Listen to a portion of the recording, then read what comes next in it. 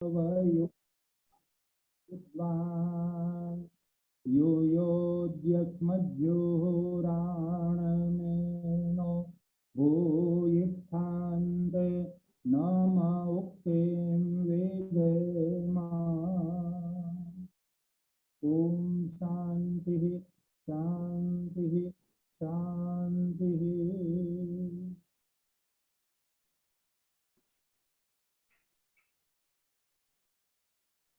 श्री बृहद गुजरात संस्कृत परिषद द्वारा आयोजित संस्कृत साहित्यना विविध ग्रंथोना परिचय माटेनी आ प्रवचनमालामां उपस्थित आप सौનું हार्दिक स्वागत छे। આજે આપણી વચ્ચે પ્રોફેસર ડોક્ટર મંજુલાબેન વિરડિયા કાવ્ય પ્રકાશનો પરિચય કરાવવા માટે ઉપસ્થિત છે। માનનીય મંજુલાબેન નરોડાની સુપ્રસિદ્ધ આર્ટ્સ કોલેજમાં સંસ્કૃતના પ્રાધ્યાપિકા છે અને તેઓ પ્રત્યેક વર્ષ संस्कृत साहित्य एकेडमी सहायता थी पुरालिपि शास्त्रना साप्ताहिक कार्यशाळाना कार्यक्रमनी प्रवृत्ति नियमित रूपथी कर्या करे छे। पोते अलंकार शास्त्रना निष्णात छे अने एमनी कॉलेजमां भी अनुस्नातक केंद्र चाले छे, त्यां भी तेओ अलंकार शास्त्रનું અધ્યાપન કરે છે। તો હું માનનીય મંજુલાબેનને વિનંતી કરું કે તેઓ કાવ્ય પ્રકાશનો આપણને પરિચય કરાવે। માનનીય મંજુલાબેન।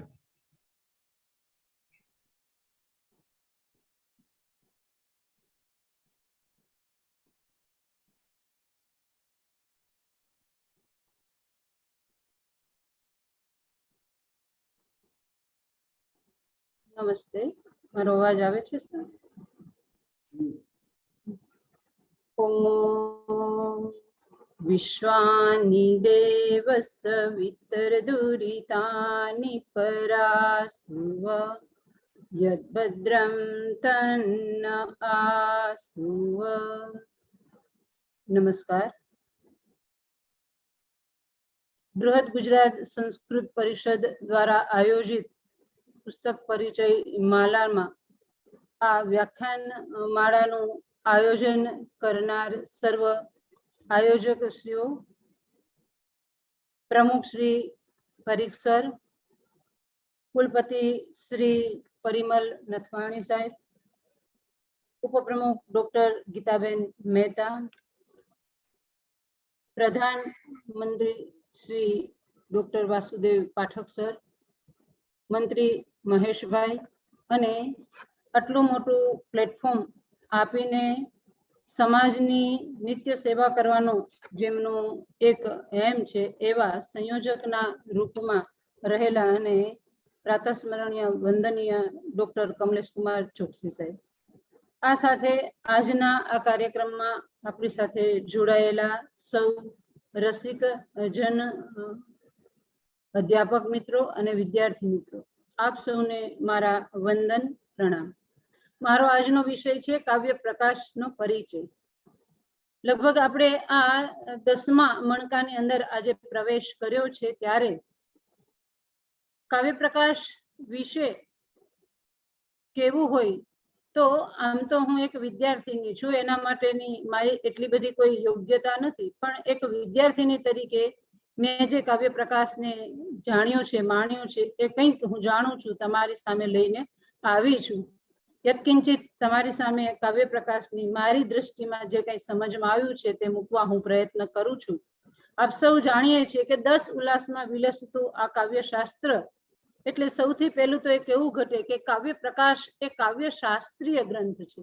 અત્યાર સુધી આપણે સાહિત્યિક ગ્રંથોનો આસ્વાદ કરતા આવ્યા છીએ, એ પછી વિક્રમ ઉર્વશ્યમ હોય કે ગંગા લહરી હોય, પણ જેમ પ્રથમ બીજ ચોકસી સાહેબે શાસ્ત્રનો મૂક્યું હતું, નિરુક્ત શાસ્ત્રનો અભ્યાસ આપણને કરાવ્યો હતો, એવું જ આજે એક શાસ્ત્ર લઈને હું તમારી સામે આવી છું, કાવ્ય પ્રકાશ। કાવ્યશાસ્ત્ર એટલે શું એ સહજ આપણને પ્રશ્ન થાય વિદ્યાર્થીના ચિત્તમાં, ત્યારે કાવ્યના વિવિધ તત્વોની ચર્ચા કરતું શાસ્ત્ર એટલે કાવ્યશાસ્ત્ર. આ વિવિધ તત્વો કયા છે? તો જેને આપણે રસ કહીએ છીએ, અલંકાર કહીએ, ગુણ, રીતિ, ધ્વનિ, વક્રોક્તિ, આ બધા કાવ્યના તત્વો છે. અને આ તત્વોને લઈને વત્તા ઓછે દરેક જે આલંકારિક છે, કાવ્યશાસ્ત્રીય છે, એને પોતપોતાની રીતે પોતાના સમયાંતરે આ તત્વોને કાવ્યના આત્મા તરીકે સ્વીકારીને પોતપોતાનો મત પ્રસ્થાપિત કર્યો. ત્યારે આપણી સામે ભરત હોય તો આચાર્ય ભરત રસ સંપ્રદાયથી પોતાની વાતને મૂકે, આનંદવર્ધન ધ્વનિ સંપ્રદાય લાવે, તો બામહ અલંકાર શાસ્ત્રને મૂકીને અલંકાર કાવ્યના આત્મ તરીકે મૂકે, તો રીતિ સંપ્રદાય લઈને વામન આચાર્ય આવે, વક્રોક્તિ સંપ્રદાય લઈને આપણી પાસે કુંતક આવે. આ રીતે કાવ્યનું આત્મ તત્વ શું એનું મંથન ઘણું બધું ચાલ્યું.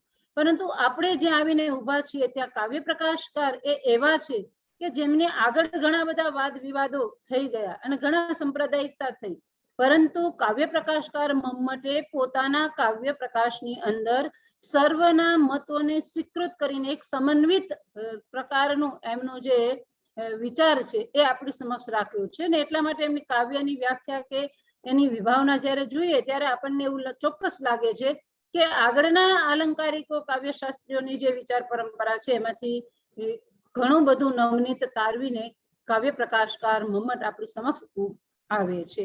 આ કાવ્યશાસ્ત્રને માટે વિવિધ નામાભિધાન મૂકવામાં આવ્યા હતા, જેના માટે સૌથી પહેલા ક્રિયાકલ્પ એવું કહેવામાં આવતું હતું. ત્યાર પછી ભામહ વગેરે જે છે એમના પૂર્વાચાર્યોએ આ શાસ્ત્રને ક્રિયાકલ્પ તરીકે ઓળખાવ્યું હતું.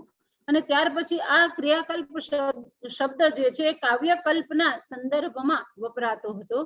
ત્યાર પછી પ્રસિદ્ધ થયો શબ્દ કાવ્યશાસ્ત્રને માટે કાવ્ય અલંકાર શબ્દ પ્રસિદ્ધ થયો. કાવ્યશાસ્ત્રીય વિચારણાના પ્રારંભિક યુગમાં જે કાવ્યશાસ્ત્રીય ગ્રંથો મળે છે, ગ્રંથોના નામકરણ પણ એ જ રીતે આપણને જોવા મળે છે. જેમ કે ભામહનું કાવ્ય અલંકાર હોય, ઉદ્ભટનું કાવ્ય અલંકાર સૂત્ર વૃત્તિ હોય વગેરે. તો આમ આ કાવ્ય અલંકાર શાસ્ત્ર શબ્દમાંથી કાવ્ય અલંકાર તરીકે નું એક કાવ્યશાસ્ત્રનું બિરુદ જે છે એ મુકાય. પણ એ યાદ રાખવું ઘટે કે આપણે જેને સાહિત્યના સંદર્ભમાં ઉપમા, ઉત્પ્રેક્ષા વગેરે અર્થાલંકારો કે યમક વગેરે શબ્દાલંકારો કહીએ છીએ, એટલી જ સીમા એની મર્યાદિત નથી. કાવ્ય અલંકાર શાસ્ત્રને માટે એ કાવ્યનું શોભાદાયક તત્વ, સૌંદર્ય વધારનાર તત્વ, એ અર્થમાં એને દ્યોતિત કરનાર અર્થમાં કાવ્ય અલંકાર શબ્દ પ્રસિદ્ધ થયો. અને ધીમે ધીમે કાવ્ય અલંકારમાંથી કાવ્ય શબ્દ નીકળીને અલંકાર શાસ્ત્ર આ શબ્દ રૂઢ થઈ ગયો. અને કાળક્રમે કાવ્ય લક્ષણની ચર્ચા જેમ જેમ સૂક્ષ્મ થતી ગઈ એમ એમ એમનું ગૌરવ વધારવાને માટે આ જે અલંકાર શાસ્ત્ર છે એના માટે શાસ્ત્ર શબ્દ રૂઢ થયો.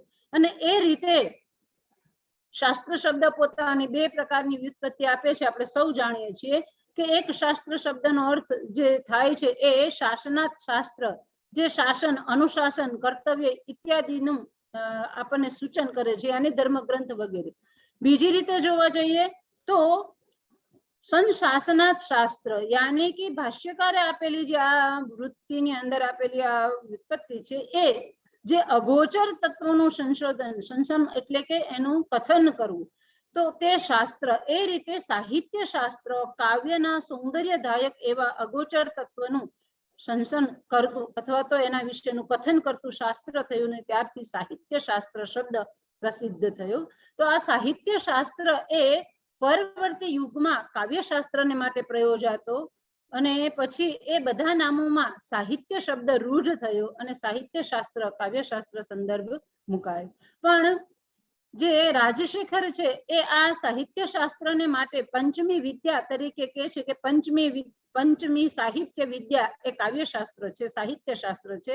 અને એ જ રીતે સરે જેમ ષડ વેદાંગની વાત કરી હતી એમ રાજશેખર આને સાતમા વેદાંગ તરીકે બતાવતા કે છે. તથા ચ ઉપકારકત્વાદ અલંકાર સપ્તમ અંગમ ઇતિ યાયાવરીય. આ રીતે આ શાસ્ત્ર એ સાતમા વેદાંગ તરીકેનું અને પાંચમી વિદ્યા તરીકેનું સ્થાન ધરાવનારું બન્યું. અને આ રીતે જોઈએ તો સંસ્કૃત સાહિત્યમાં લક્ષ્ય ગ્રંથો અને લક્ષણ ગ્રંથો લખાતા ગયા. અને લક્ષ્ય ગ્રંથોને માટે કલ્પ, કાવ્ય, અલંકાર, સાહિત્ય શબ્દ રૂઢ થતા ગયા અને ક્રમે ક્રમે એનો પ્રસાર થતો ગયો.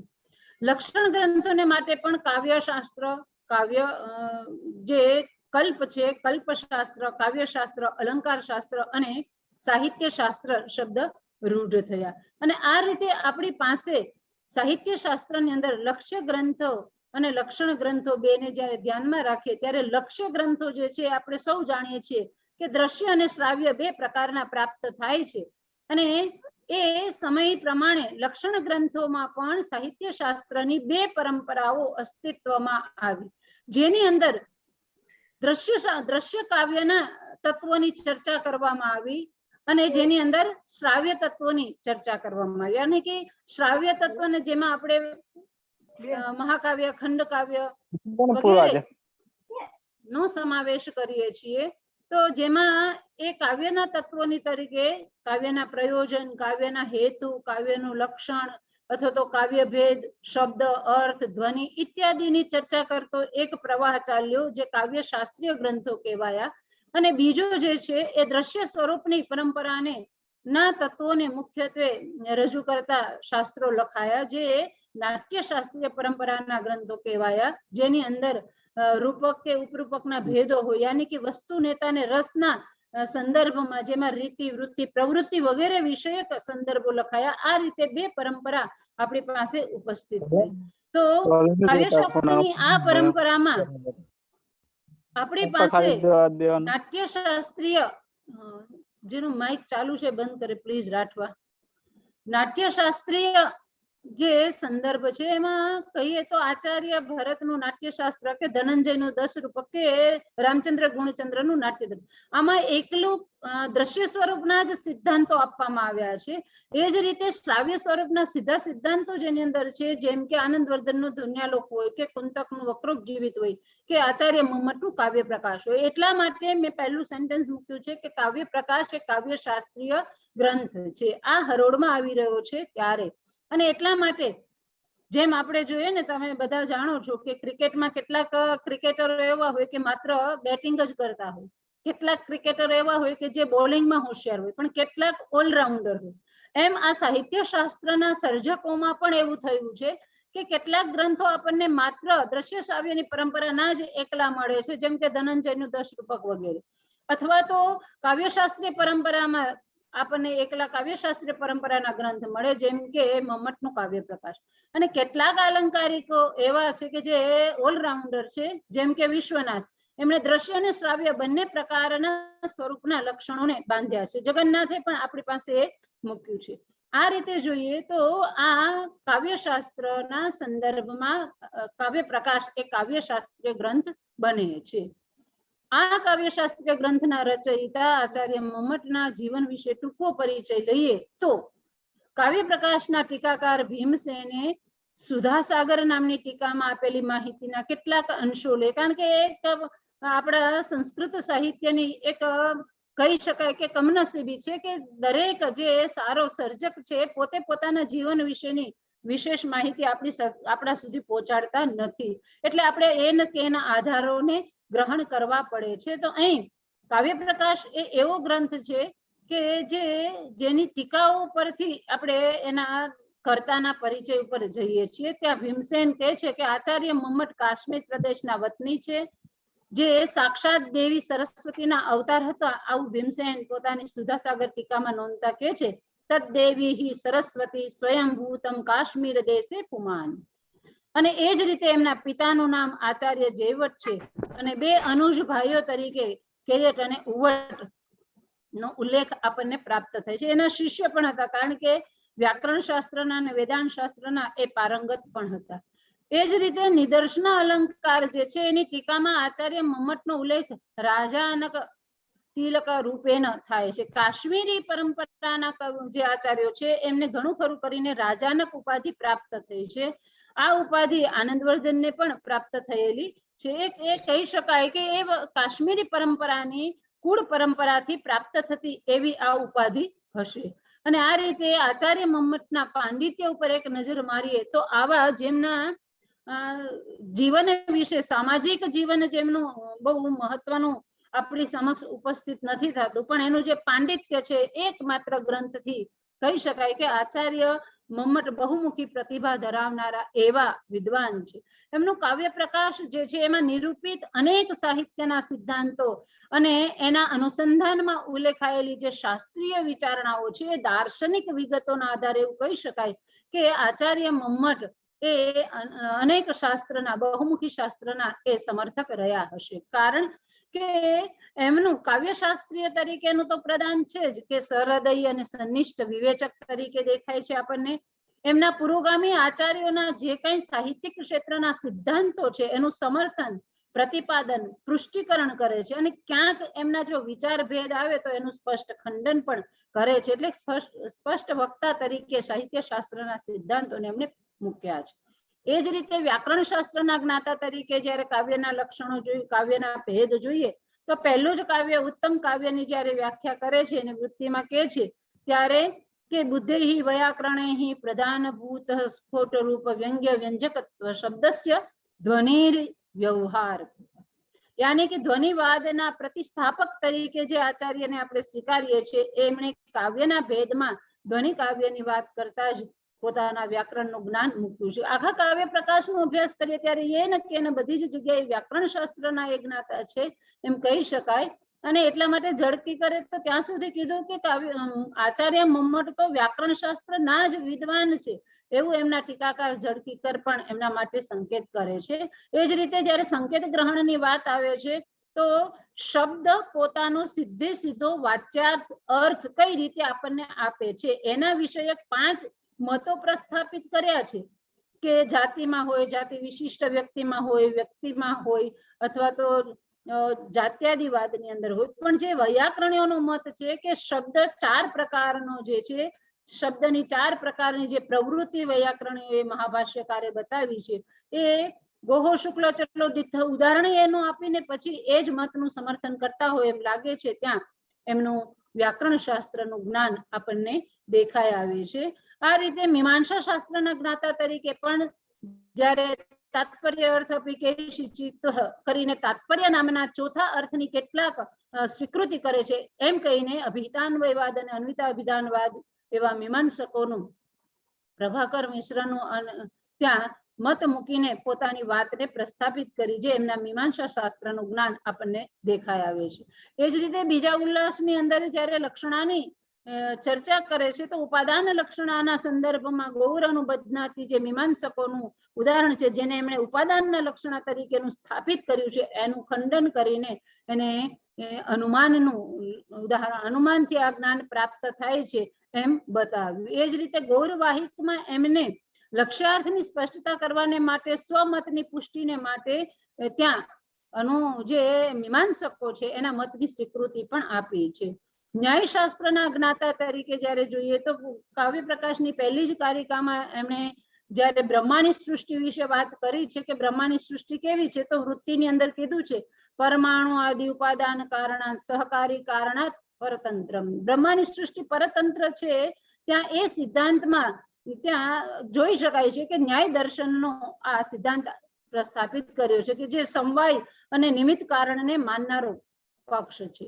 એ જ રીતે ન્યાયિકો અને વૈશેષિકોનો જે અણુવાદ છે કે કાર્યકારણવાદ છે તથા જાતિ સિદ્ધાંત વગેરે છે એનો ઉલ્લેખ આચાર્ય મમ્મટ કરે છે. એમ જ બ્રહ્માની સૃષ્ટિ સુખ દુઃખ મોહાત્મ સ્વભાવ વાળી છે એમ કહીને સાંખ્ય જ્ઞાનનો પરિચય કરાવે છે અને બૌદ્ધોનો અપોહવાદ નો નિર્દેશ કરે છે અથવા તો શબ્દ બ્રહ્મ છે અને કાવ્યાનંદને સહોદર કહ્યું છે એમ કરીને જે પોતાનો મત સ્થાપિત કર્યો ત્યાં વેદાંત શાસ્ત્રના જ્ઞાનનો પોતાના જ્ઞાનનો પરિચય કવિ કરાવતા હોય, આચાર્ય કરાવતા હોય એવું લાગે છે. આમ આચાર્ય મમ્મટ બહુમુખી પ્રતિભા ધરાવનાર એવા આચાર્ય છે જેમના સમય વિશે કહીએ તો જુદા જુદા મતો અને એમના સમકાલીન અનુગામી એવા આચાર્યોએ કરેલા નિર્દેશના આધારે કહી શકાય કે આચાર્ય મમ્મટે કાવ્ય પ્રકાશની રચના એ ઈસવીસન 1050 થી 1150 ની વચ્ચે કરી હશે અને એટલા માટે આચાર્ય મમ્મટને આપણે 11મી સદીના ઉત્તરાર્ધમાં મૂકી શકીએ છીએ. આચાર્ય મમ્મટનો જ્યારે કૃતિ વિષયક પરિચય જોવા જઈએ તો એક જ માત્ર કૃતિથી પ્રસિદ્ધિ પામેલા એવા કાવ્ય પ્રકાશ ગ્રંથ આચાર્ય મમ્મટનો છે. એ ઉપરાંત કાવ્ય પ્રકાશના બીજા ઉલ્લાસમાં જે શબ્દ શક્તિ વિષયક વાત કરી છે એના જ ઉપર શબ્દ વ્યાપાર વિચાર નામની ટીકા લખી છે એવું વામન આચાર્ય જડકીકર નોંધે છે. અને જડકીકરે ત્યાં સુધી નોંધ્યું છે કે આ ગ્રંથ જે છે એ પુનાની ડેક્કન કોલેજમાં ઉપલબ્ધ છે અને આ ગ્રંથ કાવ્ય પ્રકાશના બીજા ઉલ્લાસના આવતા શબ્દ શક્તિ વિચાર ઉપર લખાયો છે. ત્રીજો એક નિર્દેશ મળે છે સંગીત રત્નમાલા, પણ આ આચાર્ય મમ્મટની નું સર્જન હોય એવું સર્વાનુમતે સ્વીકૃત થયું નથી. તો આ રીતે આચાર્ય મમ્મટને માટે કાવ્ય પ્રકાશકાર ના સિદ્ધાંતને માટે જે અભ્યાસ થયા છે એ માટે કહી શકાય કે કાવ્ય પ્રકાશ ગ્રંથ કેવો છે. જેમ શ્રી કૃષ્ણ ભગવાન જ્યારે ગીતામાં અર્જુનને કર્મયોગની વિભાવના સમજાવવા જાય છે ત્યારે પહેલા કર્મયોગ પોતે કોને કોને સમજાવ્યો હતો એમ એનું પ્રાધાન્ય બતાવે છે. એમ મારે કહેવું પડે કે આ કાવ્ય પ્રકાશને માટે જે આચાર્યોએ કીધું છે અનેક સિદ્ધાંતો મળે છે, અનેક લોકોના મત મળે છે. બે 4-5 નિર્દેશ કર્યા છે કે કાવ્ય પ્રકાશ ગ્રંથ છે શું. તો ટીકાકાર મહેશ ભટ્ટ કહે છે કાવ્ય પ્રકાશસ્ય કૃતા ગૃહે ગૃહે ટીકા તથાપી તથૈવ દુર્ગમ. કાવ્ય પ્રકાશની ટીકા કે છે ઘરે ઘરમાં છે અને છતાં પણ એ એટલો જ દુર્ગમ છે. યાની કે જો સમજણ પડે તો સરળ છે અને ન સમજાય તો પહેલો ઉલ્લાસ સુધી તો બરાબર છે, પણ જેવા શબ્દ વ્યાપારમાં આવે ત્યારે ઘણી બધી મૂંઝવણ ઊભી કરી દે અને એવો ગ્રંથ છે. એટલા માટે કે છે અનેક ટીકાઓ લખાઈ છે અને એવો ગ્રંથ કે એ દુર્ગમ છે. મુનિ યશો વિજયજી કહે છે કે કાવ્ય પ્રકાશ કાવ્યશાસ્ત્રની શ્રેણીમાં ગ્રંથ મણિ ગણાય છે.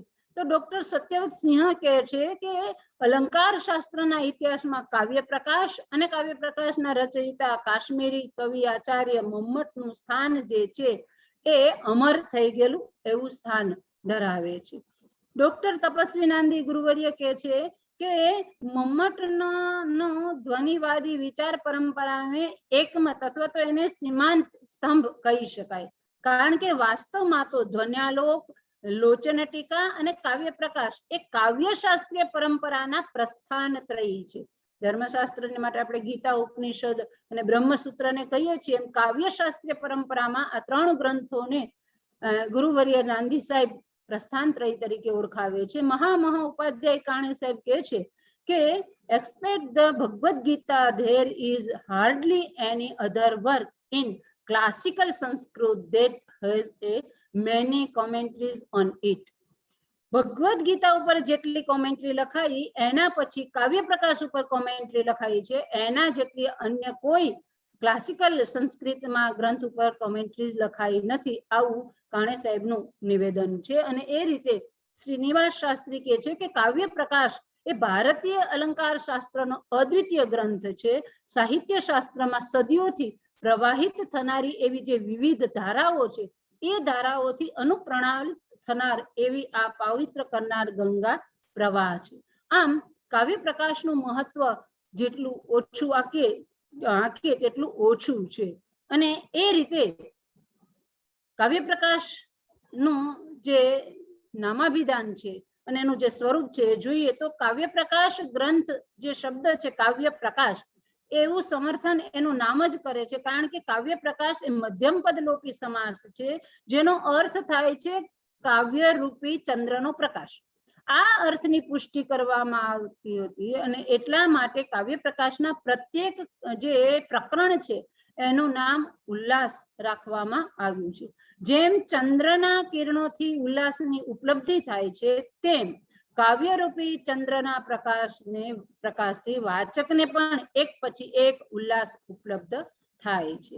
બાહ્ય સ્વરૂપની દ્રષ્ટિએ જોઈએ તો આપણે સૌ જાણીએ છીએ કે કાવ્ય પ્રકાશ જે છે 10 ઉલ્લાસમાં વિભાજિત છે, જેની અંદર 142 કારિકા છે અને 600 જેટલા ઉદાહરણ આપ્યા છે. કારિકા પછી વૃત્તિ લખવામાં આવી છે, કારણ કે શાસ્ત્ર ગ્રંથો જે વિદ્યાર્થી છે એના માટે એક સેકન્ડમાં કહું તો કહી શકાય કે આપણી પાસે જે સાહિત્ય છે વૈદિક સાહિત્ય અને પ્રશિષ્ટ સાહિત્ય, પણ એ જે લક્ષ્ય ગ્રંથો છે એના માટે વૈદિક સાહિત્ય મંત્રબદ્ધ છે, પ્રશિષ્ટ સાહિત્ય શ્લોકબદ્ધ છે, પણ જ્યારે શાસ્ત્ર આવશે તો એ સૂત્રબદ્ધ આવશે. અને એટલા માટે સૂત્રમાં લખાયેલું એવું સૂત્ર કે કારિકાથી બદ્ધ થયેલું એવું શાસ્ત્ર હોય છે. અહીં મમ્મટનું આ કાવ્ય પ્રકાશ 142 કારિકામાં લખાયેલું છે અને એના ઉપર પોતે પોતાની વૃત્તિમાં લખ્યું છે. કાવ્ય પ્રકાશના વિષય વસ્તુ તરફ જોઈએ તો પ્રથમ ઉલ્લાસમાં કાવ્યના પ્રયોજન, દરેક ઉલ્લાસનું નામકરણ આચાર્ય મમ્મટ કરે છે. પ્રથમ ઉલ્લાસનું નામકરણ કાવ્ય પ્રયોજનકરણ રૂપ સ્વરૂપ વિશેષ નિર્ણય એવું રાખ્યું છે. મંગલાચરણની અંદર કૃતિનું મંગલાચરણ થવું જોઈએ એમ મંગલાચરણ કરતા કહે છે, ગ્રંથ આરંભે વિઘ્ન વિધાતા સમુચિત ઇષ્ટ દેવતામ પરામૃશતિ. અહીં એક પ્રશ્ન ઉભો થઈ જાય છે. કાવ્ય પ્રકાશના કર્તૃત્વ માટેનો પરામૃશતિ તૃતીય પુરુષ વાપર્યો છે, ત્યારે અન્ય પુરુષમાં જ્યારે વાત થઈ રહી છે તો કેટલાક આચાર્યોએ એવું કીધું છે કે કાવ્ય પ્રકાશના જે વૃત્તિ છે એ લખનાર અને જે કારિકા છે એ લખનાર ભિન્ન છે અને કારિકાકાર તરીકે ભરતને પ્રસ્થાપિત કર્યા છે. બીજી એક જગ્યાએ યાની કે જ્યારે આચાર્ય મમ્મટ ચોથા ઉલ્લાસમાં રસમીમાંસા કરે છે ત્યારે આચાર્ય ભરતમાંથી લીધેલી નાટ્યશાસ્ત્રની કારિકાઓ સીધી મુકાયેલી છે. અને એટલાથી પણ કેટલાક આચાર્યો કહે છે, કેટલાક વિદ્વાનો કહે છે કે કાવ્ય પ્રકાશના કર્તૃત્વમાં બે કર્તાઓનો ફાળો છે.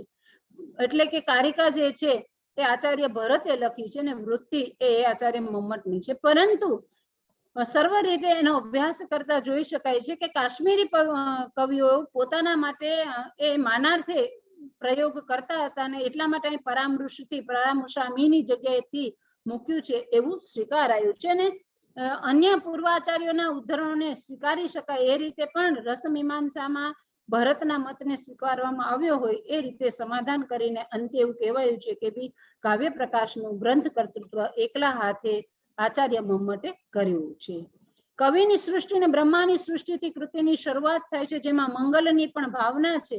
અને આમ તો જોઈએ તો એમ થાય કે જગતનો સર્જક એ બ્રહ્મા છે અને એ જ સર્વોપરી હોય ને, પરંતુ ના, કાવ્યના સર્જક એ કવિનો જય થાવો એમ કહીને નિયતિકૃત નિયમ રહિતા આહલાદકમયી અનન્ય પરતંત્રતામ નવરસ રુચિરામ નિર્મિતિમ મા દદતી ભારતી કવેર જયતી.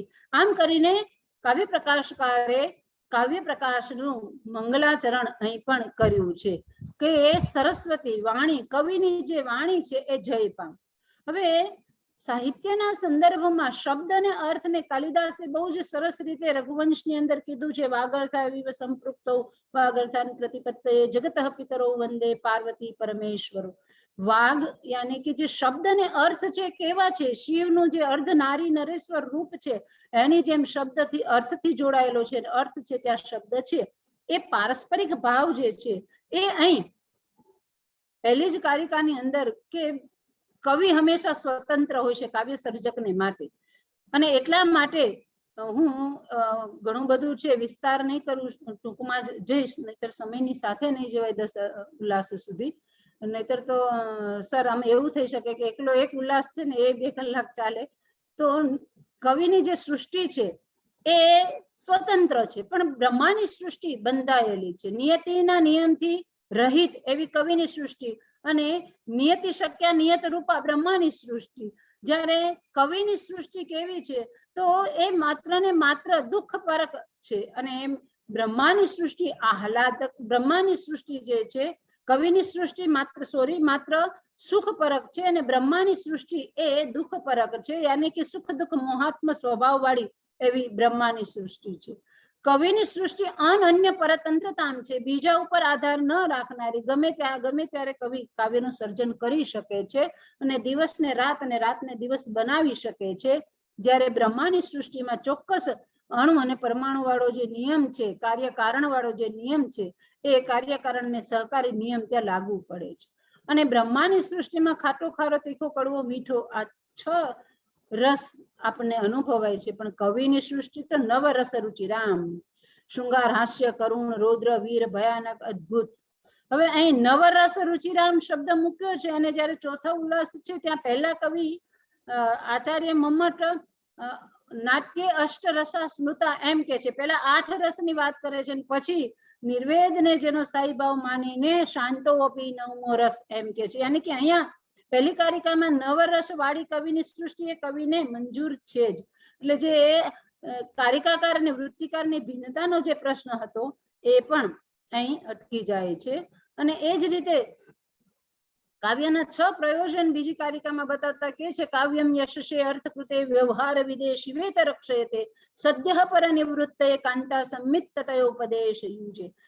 કારણ કે પ્રયોજન વગર તો મૂર્ખ માણસ પણ પ્રવૃત્તિ નથી કરતો. ન મંદોપી પ્રવૃત્તયતે, વિના પ્રયોજન તો તાલી પાડે છે ને તો પણ મૂર્ખનો પ્રયોજનમાં કંઈક ખુશી કંઈક ગમ એમાં ચોક્કસ છે. ચીસ પાડે છે તો ગમ એનો દેખાય છે. એટલે આનંદ કે દુઃખ એ મૂર્ખની પ્રવૃત્તિમાં જો દેખાતું હોય તો કવિ તો પ્રયોજન વગર કોઈ કાર્ય કરે જ નહીં. અહીંયા આધ્યાત્મના એંધાણ પણ છે કે જીવન એ એવું છે કે આપણને ચોક્કસ પ્રયોજનથી આપણું નિર્માણ થયું છે. જો એ પ્રયોજનને આપણે ન પામી શકીએ તો આ જીવન છે ને એ પણ આ ને આ પ્રવાહમાં વહેતું થઈ જાય અને હતા નતા ફરી પાછા એ યાત્રા શરૂ થઈ જાય. એટલે અહીં કાવ્યના પ્રયોજનને જે 5મું પ્રયોજન કીધું છે આનંદની પ્રાપ્તિ, એ અત્યંત ગર્ભિત અર્થ અહીં છુપાયેલો છે કે કાવ્ય યશ માટે લખવામાં આવે. કવિ જ્યારે નિર્માણ કરે છે તો યશ પ્રાપ્ત થાય. જેમ કે આજે આપણે કાલિદાસને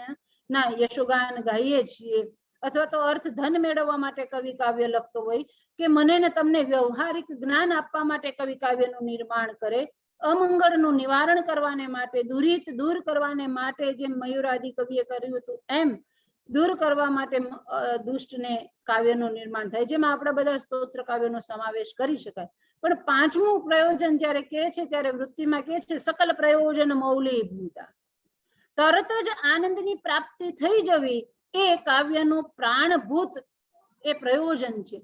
એ એટલા માટે છે કે બાહ્ય દ્રષ્ટિએ જ્યારે જોઈએ કે જો રસિક જન આપણી પાસે કોઈ સારી કૃતિ આવે અને આપણે એમાં એવા ડૂબી જઈએ તો આજુબાજુનું બધું ભૂલી જઈએ. કારણ કે આપણે દ્રશ્ય સ્વરૂપે તમે નાટક જોવા જાઓ તો જોવા જાઓ એ પહેલા ઘણી બધી સ્થિતિ મનની અંદર ચાલતી હોય, મિત્રો સાથે વાત કરીને કઈ રીતે નક્કી કર્યું જવાનું વગેરે વગેરે વગેરે. પણ જેવું નાટક શરૂ થાય કે પિક્ચર શરૂ થાય તો આપણે એની અંદર એવા ડૂબી જઈએ છીએ કે પછી આપણને પિક્ચર વાળા બતાવે કે અત્યારે રાતના 12 વાગ્યા 2 વાગ્યા તો આપણે બધું જ સ્વીકારી લઈએ છીએ. 12 વરસાદ વરસીને અમદાવાદમાં તો પાણી ભરાઈ ગયા હોય પણ આપણને તો ત્યાં ધોમ ધખનતા તાપની જો સ્ક્રીન બતાવી હોય તો આપણે એ માનીએ છીએ, એટલા ડૂબી જઈએ છીએ. આ લૌકિક રીતે થયું.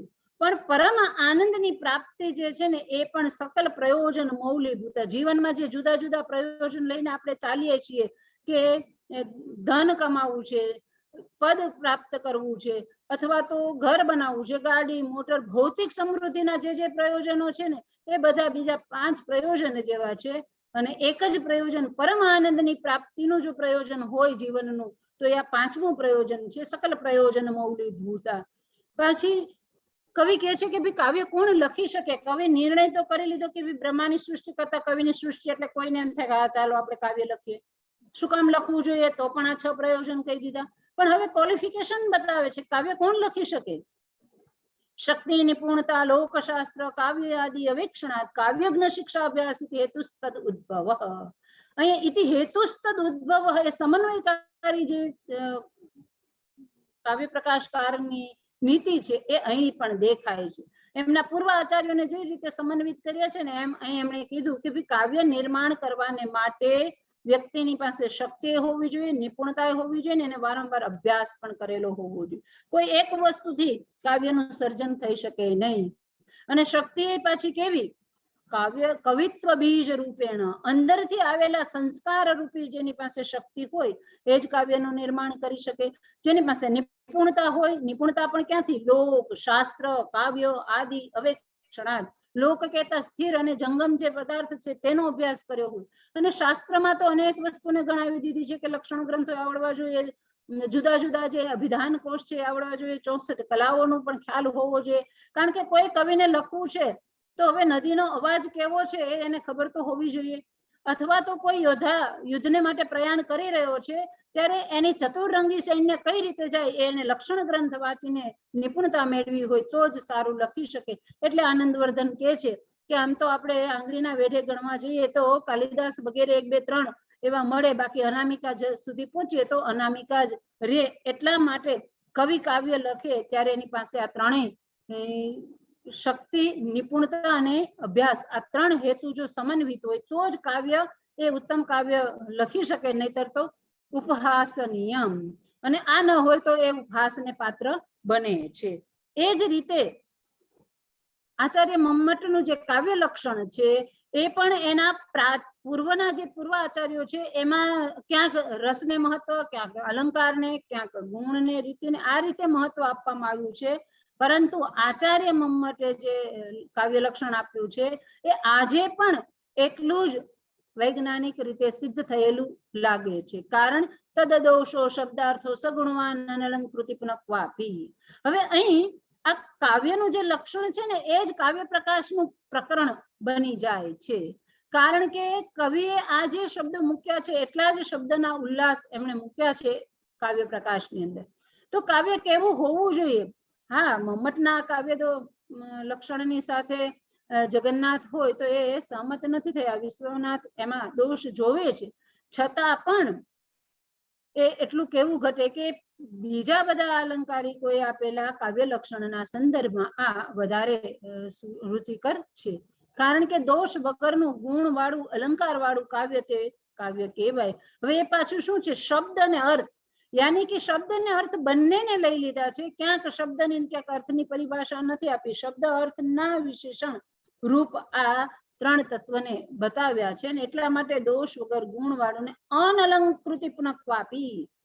ક્યારેક અલંકાર ન હોય, ક્યારેક સ્પષ્ટ ચમત્કૃતિ ન દેખાય તો પણ કાવ્ય કાવ્ય કહેવાય છે. એટલે જે પ્રાચીન આચાર્યો છે એને આપેલી કાવ્યની જે વ્યાખ્યા છે, જેની અંદર જેમ કે ભામહ કે છે શબ્દાર્થો સહિત કાવ્ય, દંડી કે છે કાવ્ય શોભાકરાન ધર્માન અલંકારાન પ્રચક્ષેતે, અગ્નિપુરાણકાર કે છે ઇષ્ટ અર્થ વ્યવચ્છિન્ના પદાવલી, રાજશેખર કે છે શબ્દાર્થો શરીરમ સએવ આત્મા, અથવા તો વિશ્વનાથ કે છે વાક્ય રસાત્મકમ કાવ્ય, કે જગન્નાથ કે છે રમણીય અર્થ પ્રતિપાદક શબ્દ કાવ્ય. આ બધી જ કાવ્યની જે પરિભાષાઓ છે એમાં શબ્દ અને અર્થના વિશેષ રૂપ તરીકે આચાર્ય મમ્મટે આપેલું કે ભાઈ કોઈ પણ કાવ્ય દોષ વગરનું હોવું જોઈએ. શબ્દ અને અર્થ જે પ્રયોજાય છે તે એની અંદર ગુણ હોવા જોઈએ, અને ક્યારેક અલંકાર ન હોય તો કાવ્ય કાવ્ય ચાલી જાય છે, એને કોઈ નુકસાન થતું નથી. એમ કહીને કાવ્યના પ્રકાર બતાવતા કે છે કે ઉત્તમ કાવ્ય કોને કહેવાય? કારણ કે આ ઉત્તમ કાવ્યની પરિભાષા એ જ મારા મતથી લાગે છે કે આચાર્ય મમ્મટને ધ્વનિ પ્રતિસ્થાપકનું બિરુદ અપાવનાર બને છે. અને એટલા માટે ઇદમમ ઉત્તમ અતિશયની વ્યંગ્ય વાચ્ય ધ્વનિ બુદ્ધેહિ કથિતઃ, એમ જ્યારે આચાર્ય મમ્મટ કહે છે કે અહીં વૈયાકરણીઓનો મત જે આગળ આપણે જોયો તો એ સંદર્ભે બુદ્ધેહિ કહીને નિર્દેશ કર્યો છે.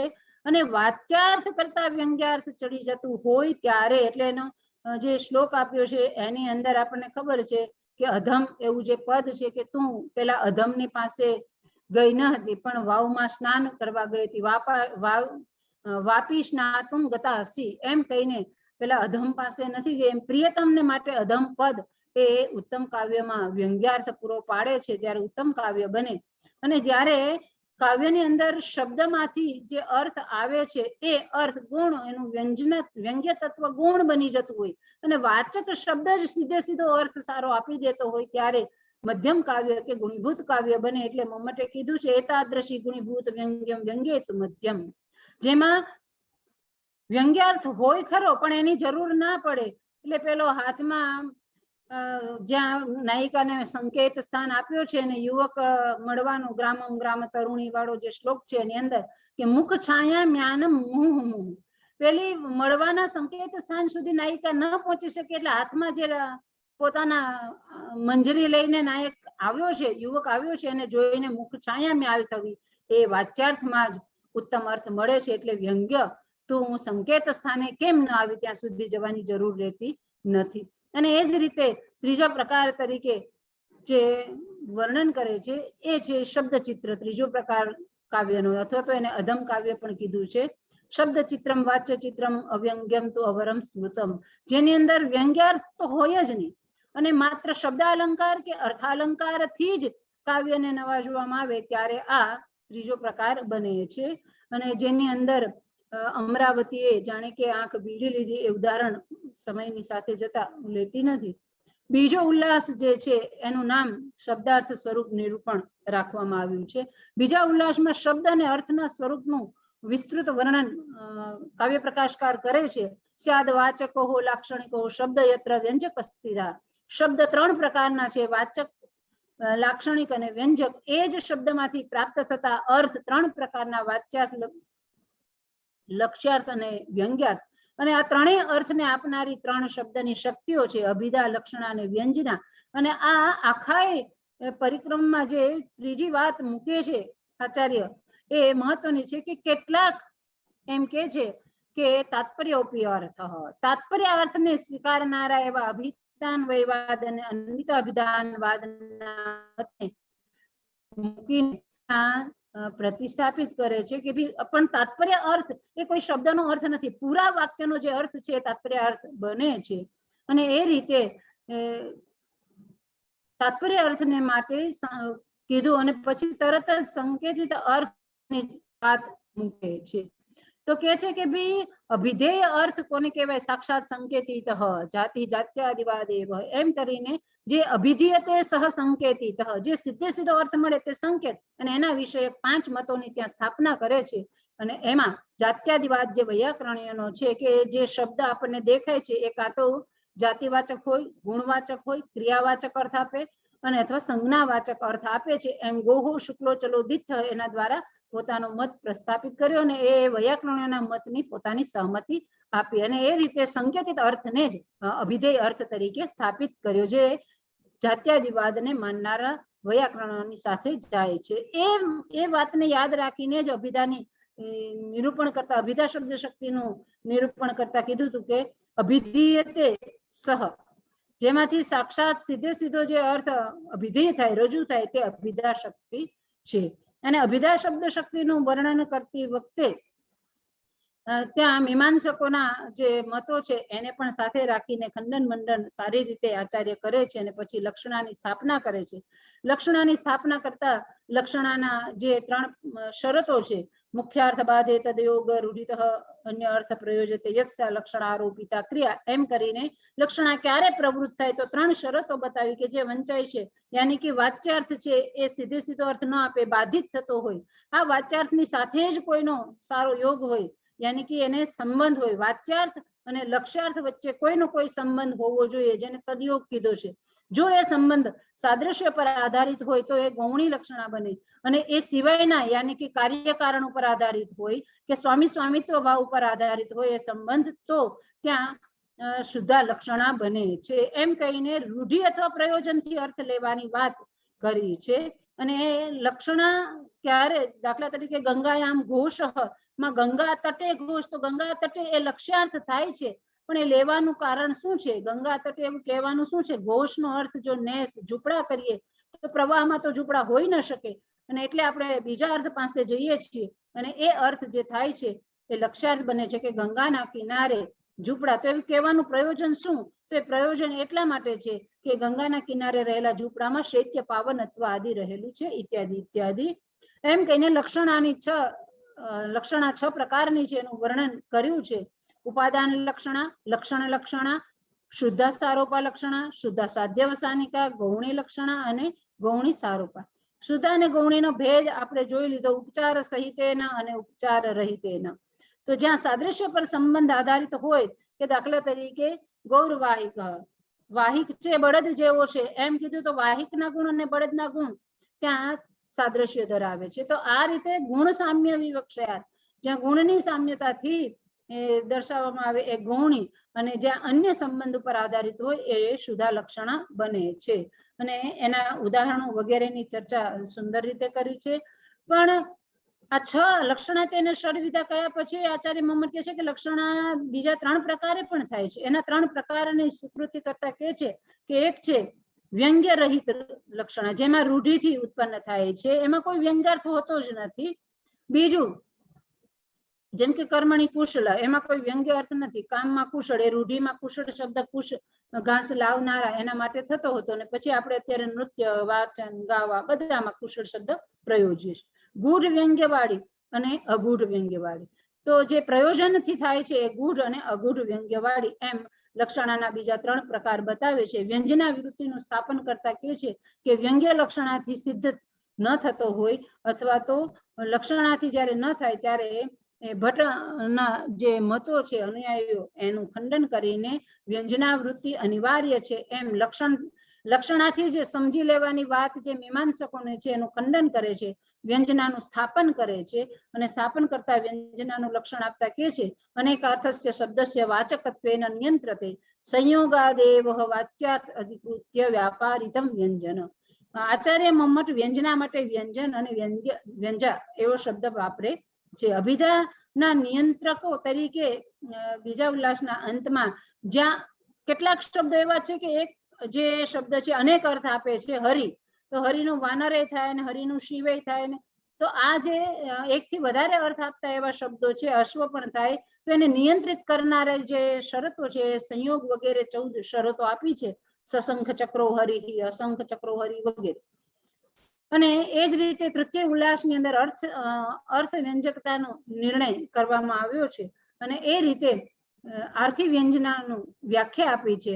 જ્યારે વાચક અર્થ વ્યંજક બને ત્યારે વક્તાની બોધવ્યની કે કાકુ વગેરેની વિચારણાથી તેની સહાયથી જે સહાયરૂપ થાય અને જે અર્થ મળે તે એટલે કે એનો વ્યાપાર જે થાય તે વ્યંજના વ્યાપાર કહેવાય છે.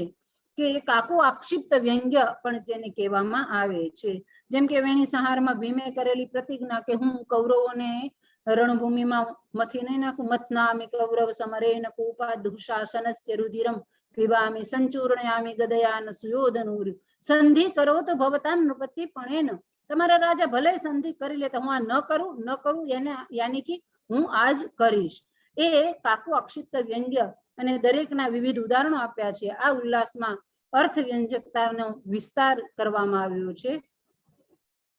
ધ્વનિ નિર્ણાયક ચતુર્થ અંકની અંદર ઉલ્લાસની અંદર આ ઉલ્લાસ બહુ મહત્વનો છે, જેને મમ્મટને ધ્વનિ પ્રતિષ્ઠાપકનું બિરુદ પણ અપાવ્યું છે, કારણ કે ચોથો અને પાંચમા ઉલ્લાસની અંદર વિશેષ વર્ણન થયું છે. અને શબ્દ અને અર્થનો નિર્ણય બીજા અને ત્રીજા ઉલ્લાસમાં કર્યા પછી ગુણ દોષની આમ તો ચર્ચા કરવી જોઈએ, પણ હવે જે પેલા 3 કાવ્યના પ્રકાર આપ્યા હતા, ઉત્તમ કાવ્ય, મધ્યમ કાવ્ય અને અધમ કાવ્ય, એની રજૂઆત અહીંથી કરે છે. અને એ રીતે ધ્વનિ કાવ્યનો ધ્વનિ નિર્ણાયક આ ઉલ્લાસની અંદર કારણ બતાવે છે. ગુણ અને દોષ વગેરે જેના ધર્મ છે એવા ધર્મી એવા કાવ્યને પ્રથમ બતાવે છે, એટલે જે ગુણ દોષનું પછી વર્ણન કરશે, પણ કાવ્યના 3 પ્રકારોનું ત્રણેય ઉલ્લાસમાં વર્ણન થાય છે. અને એ રીતે આ ઉલ્લાસમાં પણ ધ્વનિ કાવ્યના વિવિધ ભેદો વર્ણવવામાં આવ્યા છે. જેમ કે ધ્વનિના મુખ્ય 2 ભેદો છે. એક ચિત્ર રૂપે જોઈએ તો આવું કહી શકાય કે ધ્વનિ જે છે એ વિવક્ષિત વાચ્ય જે લક્ષણામૂલક છે, અવિવક્ષિત પરન વાચ્ય જે અભિધામૂલક છે. અવિવક્ષિતના 2 અર્થાંતર સંક્રમિત અને અત્યંત તિરસ્કૃત વાચ્ય ધ્વનિ, અને વિવક્ષિતાનપર વાચ્ય જે છે અભિધામૂલક જે છે એના 2 ભેદ છે, જે અસંલક્ષ્ય ક્રમ વ્યંગ્ય ધ્વનિ એટલે રસાદી વગેરે છે, અને લક્ષ્ય ક્રમ વ્યંગ્ય ધ્વનિ એટલે વસ્તુ અલંકાર છે. આ વસ્તુ અલંકાર ઉપર આધારિત જે છે એ શબ્દ શક્તિ મૂલક, અર્થ શક્તિ મૂલક અને ઉભય શક્તિ મૂલક બને છે. શબ્દ શક્તિના પણ વસ્તુ ઉપરના 4 અને અલંકાર ઉપરના 5 છે, અર્થ શક્તિના 12 મળે છે અને ઉભય શક્તિના 18 ભેદ મળે છે. આમ આચાર્ય મમ્મટે ત્રિવિધ સંકરણ અને અનેકવિધ સંસ્કૃતિ દ્વારા જો લક્ષણાના ભેદો વિચારીએ તો 10,444 એવા ભેદ પડે છે, અને આથી જ કદાચ એને ધ્વનિ પ્રતિષ્ઠાપકનું બિરુદ મળે છે. રસ ધ્વનિનું નિરૂપણ કરતા પણ રસની વ્યાખ્યા આપી છે કે વ્યક્તસ વિભાવાદેવ સ્થાપિતો સ્થાયી ભાવો રસઃ. રસની વિભાવના આપીને આચાર્ય ભરતનું રસસૂત્ર અને આચાર્ય ભરતના રસસૂત્ર ઉપર જેમણે મીમાંસા કરી છે એવા શ્રી ભટ્ટ લોલટ, શંકુ, ભટ્ટનાયક, અભિનવ, ગુપ્તાચાર્યના મતનું સ્થાપન કર્યું છે અને પોતાની સહમતિ પણ બતાવી છે. ભરતે પહેલા 8 મત નિર્દેશ કર્યો હતો અને પછી નિર્વેદ, સ્થાયી ભાવો, વસ્તી, શાંતોપી 9મો રસ કરીને 9મા રસની વાત કરી છે. ત્યાર પછીના ઉલ્લાસની અંદર ધ્વનિ ગુણીભૂત વ્યંગ્યનું કારણ ભેદ બતાવે છે. આ ઉલ્લાસમાં મધ્યમ કાવ્ય એટલે કે ઉત્તમ કાવ્યની વાત ત્યાં ચોથામાં થઈ ગઈ, અહીંયા ગુણીભૂત વ્યંગ્ય કાવ્યની વાત કરવામાં આવી છે, એના પ્રકારો બતાવે છે. પણ આચાર્ય મમ્મટ રસવદ અને પ્રેયસ વગેરે અલંકારને સ્વીકારતા નથી. આ અલંકારનો એક ગુણીભૂત વ્યંગ્યમાં સમાવેશ કરે છે. મમ્મતે ગુણીભૂત વ્યંગ્યના અનેક ભેદો કલ્પ્યા છે. ટીકાકાર તો એમ કે છે કે મમ્મટે જે કલ્પેલા ભેદ છે ને એ 34 કરોડ થી પણ વધારે થાય છે. ગુણીભૂત વ્યંગ્યના ભેદોને જો ગણવામાં આવે ભેદો પ્રભેદો તો, અને વ્યંજના વ્યાપારનું સ્વતંત્ર રૂપે અસ્તિત્વ અહીં સિદ્ધ કર્યું છે. તો મીમાંસકોના મતોનું ખંડન કર્યું છે અને વેદાંતિઓના મતોનું જ્યાં પોતાના મતને પુષ્ટિ કરનાર લાગે ત્યાં આચાર્ય મમ્મટ એનો સ્વીકાર કરે છે. છઠ્ઠા પરિચય ઉલ્લાસની અંદર શબ્દ ચિત્ર અને અર્થ ચિત્રનું નિરૂપણ કર્યું છે. બહુ જ નાનો ટૂંકો એવો આ ઉલ્લાસ છે, કારણ કે શબ્દ ચિત્ર દ્વારા, કારણ કે અહીં વ્યંગ્યાર્થ તો છે જ ને, આગળ જેમ અધમ કાવ્યનું લક્ષણ આપ્યું હતું ત્યાં કહી દીધું હતું કે અવ્યંગ્યનો, એટલે વ્યંગ્યાર્થ વગરનું શબ્દ અને અર્થના અલંકાર ઉપર આધારિત આ કાવ્યનો ભેદ છે. એટલે અહીં ચિત્ર, અહીંયા જે શ્લોક આપવામાં આવે એનાથી ચિત્ર ઊભું થાય છે, અને એ રીતે ચિત્ર કાવ્યના રૂપમાં એ મળે છે. એટલે ત્યાં જુદા જુદા બંધરૂપ કાવ્યત્વ દેખાય છે. સાતમો ઉલ્લાસ દોષ દર્શન છે. દોષનું લક્ષણ આપ્યું છે. આમ તો રસ અપકર્ષા દોષા એ સ્વીકૃત થયેલું દોષનું લક્ષણ છે. એ જ સંદર્ભને લઈને કે છે મુખ્યાર્થ દોષો રસશ્ચ મુખ્યસ્તવ આશ્રયાદ વાચ્ય ઉભય ઉભય ઉપયોગીન સ્યુઃ શબ્દાત તેન તેષુ અપી સહ. यानी कि मुख्यार्थને જે હાનિ કરે, મુખ્ય રસ यानी कि मुख्यार्थ તો જે રસ છે, રસાને હાનિ કરનારો જે તત્વ તેને દોષ કહેવાય. દોષોની વાત કરી છે કે રસદોષ, અર્થદોષ અને શબ્દબદ્ધ, અને પછી એના પ્રકારોની ચર્ચા કરવામાં આવી છે. તો લગભગ પદગત દોષ 16 સ્વીકાર્યા છે આચાર્ય મમ્મટે, વાક્યગત દોષ 21 બતાવ્યા છે, પદાંશગત દોષ 16 બતાવ્યા છે, અને અપુષ્ટિ અર્થે વપરાયેલા એવા જુદા જુદા જે છે એવા 24 દોષ બતાવે છે. અને જ્યારે ઉલ્લાસ સમાપ્ત થાય છે, આ બધા જ દોષના લક્ષણ, ઉદાહરણ વગેરે વિસ્તૃત ચર્ચા આચાર્ય મમ્મટે કરી છે. અને બહુ સરસના સાહિત્યના ઉદાહરણો એમણે ઉદ્ધૃત કર્યા છે. એટલે ત્યાં એમણે ભવભૂતિને પણ મૂક્યા છે, અને કાલિદાસને પણ મૂક્યા છે, રઘુવંશ પણ છે, અને કુમાર સંભવ પણ છે. ઘણા બધા સાહિત્ય કૃતિઓના ઉદાહરણ આચાર્ય મમ્મટે આ ગુણમાં, દોષમાં અને અલંકારના ઉદાહરણ તરીકે ઉદ્ધૃત કર્યા છે. રસદોષ 13 ગણાવ્યા છે, અને દરેક દોષનું ઉદાહરણ આપેલું છે, અને એની મીમાંસા કરી છે. આઠમો ઉલ્લાસ એ ગુણાલંકાર ભેદ નિયત ગુણ નિર્ણય નામનો આ આઠમો ઉલ્લાસ છે, જેની અંદર પ્રથમ ગુણ અને અલંકારનો જે ભેદ છે એના ઉપર પોતાનો મત પ્રસ્થાપિત કરીને ગુણની આવશ્યકતા શું છે એ બતાવ્યું, ગુણનું લક્ષણ આપ્યું. અને જેમ કે કાવ્યમાં પ્રધાન એવા રસમાં વિના ભાવે રહેલો જે અને એના ઉત્કર્ષમાં જે હેતુરૂપ બને તે, તો રસ ઉત્કર્ષ હેતવહ ગુણ એ વ્યાખ્યા પ્રસિદ્ધ છે. અને પછી અલંકારનું લક્ષણ આપ્યું છે કે રસ હોય તો જેનો તે અંગ હોય એના દ્વારા ઉપકારક થાય, અને એ હાર જ્યારે જરૂર પડે ત્યારે જેમ હાર શરીરને માટે શણગારરૂપ થાય, એમ અનુપ્રાસ કે ઉપમા વગેરે અલંકારો, એમ કહીને અલંકારની વ્યાખ્યા કરી છે. અને આચાર્ય મમ્મટ 3 જ ગુણ સ્વીકારે છે. જે આચાર્ય દંડીએ 10 ગુણા કહીને જે વાત કરી છે, ત્યાં આચાર્ય મમ્મટ 3 જ ગુણ સ્વીકારે છે, અને કે છે માધુર્ય ઓજઃ પ્રસાદ ખ્યાત તેન ન પુનઃ 10. આ 3 જ છે, કે છે 10 નથી, એમ કરીને આચાર્ય મમ્મટે જે માધુર્ય, ઓજસ અને પ્રસાદ છે એ 3 ગુણને સ્વીકાર્યા. અને બાકીના જે વામન વગેરે, વામનાચાર્ય તો શબ્દગત 10 ગુણ કીધા છે ને અર્થગત 10 ગુણ કીધા છે, એટલે 20 ગુણની વાત કરી હતી. એ આચાર્ય મમ્મટ પોતાના અલંકાર શાસ્ત્ર એવા ગ્રંથમાં અંતર્ભાવ રૂપે 3 ગુણોને બતાવી દે છે. દોષ ભાવમાં કેટલાકને અંતર્ભાવ કરે છે, અને સાવ સ્વભાવોક્તિ જે છે ત્યાં ભૂલ છે, સ્વભાવોક્તિ અલંકારમાં પણ કેટલાક ગુણો સમાવિષ્ટ કરીને 3 જ ગુણ સ્વીકારે છે. અને રસ, ધ્વનિ કે ગુણીભૂત વ્યંગ્યમાં થતા એનો દોષ જે છે એ દર્શાવે છે. એટલે કે આચાર્ય મમ્મટે સમાધિ નામના ગુણનું તો સ્વતંત્ર અસ્તિત્વ સ્વીકાર્યું જ નથી, ક્યાંય નથી, એમ જ એ માને છે. આ રીતે આ ઉલ્લાસમાં 3 ગુણોને આચાર્ય મમ્મટ સ્વીકારે છે. અને 9મા ઉલ્લાસને જેને શબ્દ અલંકારની જેમાં નિરૂપણ કરવામાં આવ્યું છે, શબ્દ અલંકાર નિર્ણય ગ્રંથ, આ ઉલ્લાસમાં આચાર્ય મમ્મટ શબ્દ અલંકારની ચર્ચા કરે છે. અહીં વક્રોક્તિ, અનુપ્રાસ, યમક, શ્લેષ, ચિત્ર અને પુનરુક્તિ વદાભાસ જે છે એના ઉદાહરણ અને લક્ષણો આપે છે. અને અહીં એક ચિત્ર કાવ્યનું મેં એક ચિત્ર તમારી સામે મૂક્યું છે. તો આ ઉદાહરણની અંદર તમે જોઈ શકો છો કે બાજુમાં જે શ્લોક આપ્યો છે એને ગોઠવવામાં આવે તો ચિત્ર કોઈનું કોઈ ઊભું થાય. મગર પણ બને, ધ્વજ પણ બને, કમળ પણ બને. અહીં મૂરજ બંધ પ્રકારનું ચિત્ર બન્યું છે જે સરલા, બહુલા, રંભા, તરલ, લાલી, બલા, રવા એને ક્રમમાં મૂકવામાં આવ્યું છે. સરલ તો એ આ જે ક્રમ છે સરલા, બહુલા, એની નીચે પાછું અહીંથી તરલા, લલિત, વાલા એ મૂકો તો આ જુઓ તમારી સામે ચિત્ર એક ડિઝાઇન હોય એવું દેખાય છે. તો આને મૂરજ બંધ કહેવાય છે. ચિત્ર કાવ્ય ચિત્ર અલંકાર યાની કે જેને શબ્દ અલંકાર મમ્મટ કહે છે. અને આ રીતે આચાર્ય મમ્મટે આ અલંકારની અંદર જે વર્ણન કર્યું છે એમાં પૌરુષા, કોમલા વગેરે વૃત્તિનું પણ ઉપનાગરિકતા વગેરેના વર્ણનમાં એનું વૃત્તાંત બતાવી દીધો છે. અને શ્લેષની ચર્ચામાં 8 સભંગ અને 1 અભંગ કરીને શ્લેષના 9 પ્રકાર બતાવ્યા છે. અને શ્લેષને અર્થાલંકાર, ગુણો કે શબ્દાલંકાર એ ગણો એ મતનું જ્યારે વિસ્તૃત એમણે વર્ણન કર્યું છે. અને પછી જે લોકો યાની કે ઉદ્ભટ વગેરે શ્લેષને અર્થાલંકાર ગણે છે એનું ખંડન કરીને પોતે શ્લેષને શબ્દ અલંકાર ગણે છે એ મત સ્થાપિત કર્યો છે. અને અંતમાં ઉભય અલંકાર એવા પુનરુક્તિ વદાભાસના 2 પ્રકારો મૂક્યા છે.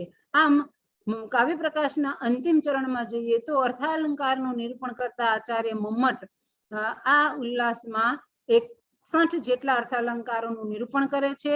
એમાં ઉપમા, સાધર્મ્યમ, ઉપમા ભેદે, દમયંત્યા, મોહ, ચંદ્ર એવ સુંદરમ અસ્તિ ઇત્યાદિ.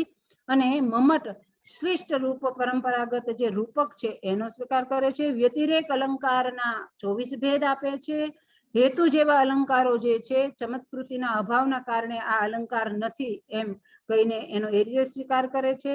અને અંતમાં 1 થી વધારે અલંકારને પરિણામે જે 2-4 અલંકાર એક જ જગ્યાએ ભેગા થયા હોય ત્યારે એને સંકર કે સંસૃષ્ટિ અલંકારની સ્થિતિમાં મૂકે છે અને એની ચર્ચા કરે છે. આમ પરંપરા પ્રમાણે અહીં સુધીની કૃતિ એવું કહેવાય છે કે આચાર્ય મમ્મટે લખી છે. અને પછીનો ઉત્તર ભાગ એ અલ્લટનો છે એમ સર્વ રીતે માનવામાં આવ્યું છે. આવા કાવ્ય પ્રકાશના કરતા એવા આચાર્ય મમ્મટ એ સંસ્કૃત સાહિત્યના અત્યંત ઉમદા એવા અલંકારિક રહ્યા છે એમ કેવું ઘટે. કારણ કે આ કાવ્ય પ્રકાશ ગ્રંથ જે છે એ મમ્મટનું કાવ્ય લક્ષણ સમન્વયવાદી મત આપણને બતાવે છે. પ્રાચીન આચાર્યોએ આપેલું જે કાવ્ય લક્ષણ છે એનાથી જુદી પોતાની કાવ્ય વિભાવના આપે છે. બધા કાવ્યોમાં જે મહત્વનું પ્રયોજન એ આનંદ તત્વ, પરબ્રહ્મ આનંદ તત્વના વાત સુધી લઈ જાય છે. કાવ્યના પ્રયોજનમાં જે આનંદની વાત છે, પરમાનંદની વાત એ પણ મહત્વની બને છે. શક્તિ, નિપુણતા અને અભ્યાસ એ ત્રણેય સમન્વિત કર્યા છે. એટલે પોતાની માનસિકતા જ સંગચ્છ ધ્વમ વાળી રહી છે એવું મને અભ્યાસ કરતા સતત પ્રતીત થયું છે. અને સાહિત્ય જગતના જે વિવિધ વાદો છે એનાથી પર રહીને અલંકાર શાસ્ત્રના ખેડાણમાં કાવ્ય પ્રકાશકાર પોતાનું નવું જ પદાર્પણ આપીને આપણને કાવ્યરૂપી પ્રકાશમાં લઈ જાય છે. અને ખરેખર એ કાવ્ય પ્રકાશને જ્યારે આપણે વાંચીએ છીએ, મનન કરીએ છીએ ત્યારે એટલું બધું નાવીન્ય છે કે એને આ 1 કલાકમાં તો મૂકી શકાય એવું શક્ય નથી. અને છતાં પણ મેં મારી યથામતી પ્રયત્ન કર્યો છે. તો આ કાવ્ય પ્રકાશ જેવા પ્રકાશિત અને ચંદ્રના 1 કિરણને માંડ પામી શકવાની આપણી ક્ષમતા નથી ત્યારે આખાએ આ ચંદ્રબિંબને પામવાની જેમને મને તક આપી છે એ બૃહદ ગુજરાત સંસ્કૃત પરિષદનો હું હૃદયથી આભાર માનું છું. અને ગુરુવર્ય એવા ચોકસી સાહેબનો ભૂરી હું આભાર વ્યક્ત કરું છું કે સર આપના કારણે આજે ફરી પાછું આખું કાવ્ય પ્રકાશમાં વિચરણ કરવાની મને ઉમદા તક પ્રાપ્ત થઈ. અને એ જ રીતે અકાદમીની સાથે જોડાયેલા બધા જ કર્મનિષ્ઠ વ્યક્તિઓનું હું હૃદયથી ઋણ સ્વીકાર કરું છું. આપ મારી સાથે બધા જોડાયા, મને સાંભળી અને જે કંઈ છે એ સારું ગ્રાહ્ય લાગે એટલું સ્વીકારી લેજો. દોષ એ મારા છે એમ માનીને કંઈ દોષ હોય તો ક્ષમ્યતા કરજો. અને સાંભળનાર સર્વ સુબુદ્ધિજન અને સૌતાગ્નંદને મારા વંદન. અને સૌનો ઋણ સ્વીકાર સાથે આ તક આપવા બદલ ફરી અકાદમીનું, પરિષદનું અને સરનો હું ઋણ સ્વીકાર કરું છું. સૌને નમો નમઃ. ધન્યવાદ.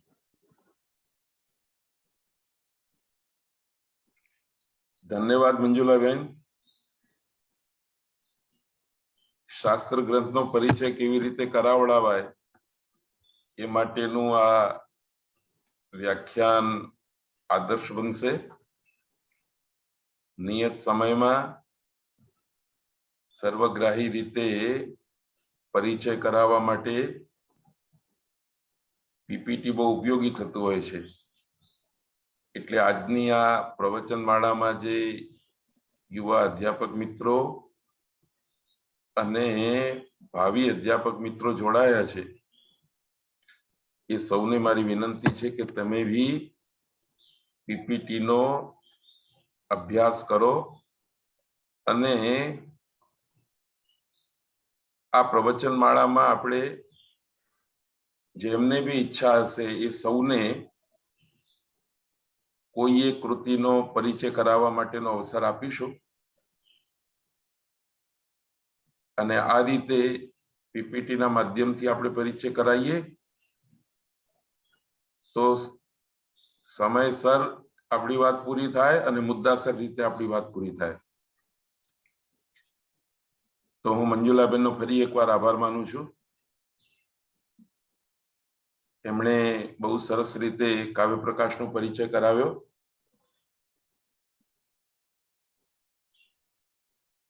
છઠ્ઠો ઉલ્લાસ એટલા માટે નાનો છે કે એ ઓછો ગમતો છે, કારણ કે ઉત્તમ કાવ્ય તો વ્યંગ્ય કાવ્ય છે અને આ વ્યંજનાને સમજવા માટે જ આપણે સમય અને શક્તિ ખર્ચવાના છે. તો જ આ કાવ્યશાસ્ત્ર આપણને હસ્તગત થઈ શકે છે. એ વ્યંજના સુધી પહોંચવામાં ક્યારેક વ્યાકરણ શાસ્ત્ર મદદ કરે છે, ક્યારેક છંદ શાસ્ત્ર મદદ કરે છે, ક્યારેક કોશ બી મદદ કરે છે અને ક્યારેક ક્યારેક તો આપણા સંસ્કારો, આપણા ચિત્તની ભાવનાઓ બી મદદ કરે છે. આ બધું સુવિકસિત તંત્ર જ્યાં સુધી ભાવક પાસે નથી ત્યાં સુધી વ્યંજના વેપારનો ઉદય બી થતો નથી, વ્યંગ્યાર્થનો ઉદય નથી થતો. તો હું પરિષદ તરફથી ફરી એકવાર આપનો ધન્યવાદ કરું છું. આજનો મંગલાચરણ કરવા માટે માનનીય બળભદ્રજીનો આભાર માનું છું અને સૌ શ્રોત્રી વર્ગનો પણ હાર્દિક આભાર માનું છું. આવતીકાલે રવિવાર છે. સોમવારે ફરી આપણે 2 વાગે ભેગા થઈશું એક નવી કૃતિ સાથે. ત્યાં સુધી આપ સૌનો ધન્યવાદ, આભાર, સાદર પ્રણામ.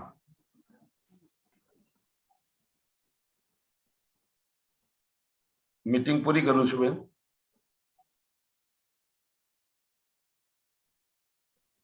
નમસ્કાર. હા, નમસ્તે. ધન્યવાદ.